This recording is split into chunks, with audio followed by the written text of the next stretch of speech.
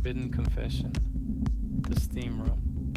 Some nights start with curiosity, others start with a whispered dare, and then there are nights like this, where the heat, the sweat, and the scent of something undeniably filthy take over before you even realize what's happening.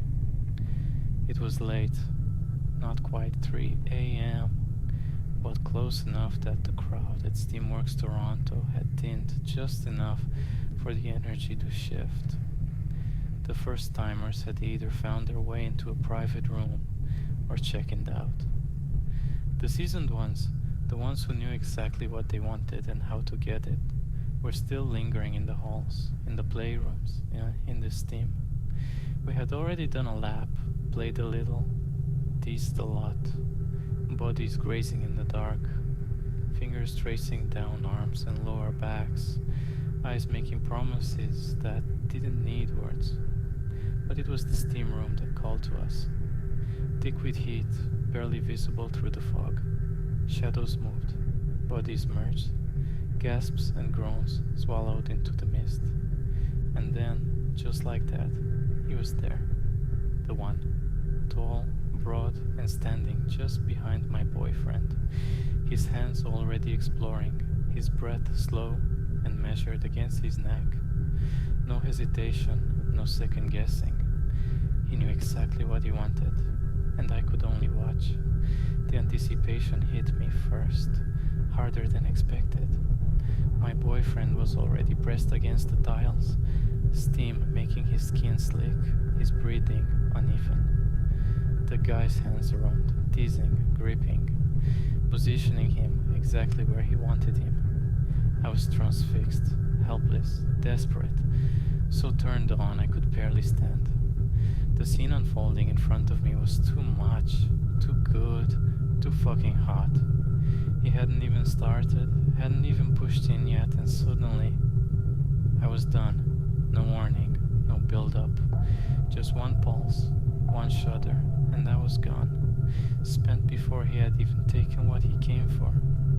My boyfriend turned to look at me, smirking through the haze, and I could only bite my lip, dazed, wrecked, unable to move. Already, he whispered, just as the guy behind him finally started. And I just stood there, still trembling, watching every second of it. Now let me tell you something. Toronto is a cold city. Emotionally, I mean. You could spill your latte at Balzac's, and not a single person would offer a napkin. But this was different. I was fuming. Was I turned on? Absolutely. But was I also a little bit jealous that my boyfriend was having the time of his life while I was standing there like some pervy narrator? Also, yes, I clenched my jaw, arms crossed, like I was waiting in line for brunch at Lady Marmalade. My boyfriend was moaning, fully giving this man the greatest performance of his life, and I was just there, like an unpaid extra, in my own relationship. By the time we made it back to our room, I was still reeling, still hard, still desperate to reclaim him. He was breathless, his body still flushed from what had just happened, his skin damp with sweat and someone else's release. I didn't care. If anything, it made me even hungrier. I pushed him down onto the mattress, crawled over him, felt the evidence of everything he had just taken, still slick between his legs. That was hot, he murmured, still catching his breath. I didn't answer. I just spread him open and slid inside, claiming what was already mine. He moaned, back arching, his body still sensitive from the steam room. But I didn't go slow. I didn't hold back. I just took what was left of him. We didn't leave until we had nothing left to give.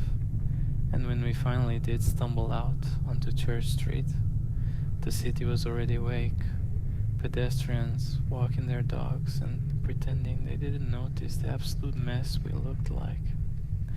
Somewhere across from us, a man in a Canada Goose parka was sipping an oat milk latte, looking me dead in the eye like he knew. Maybe he did.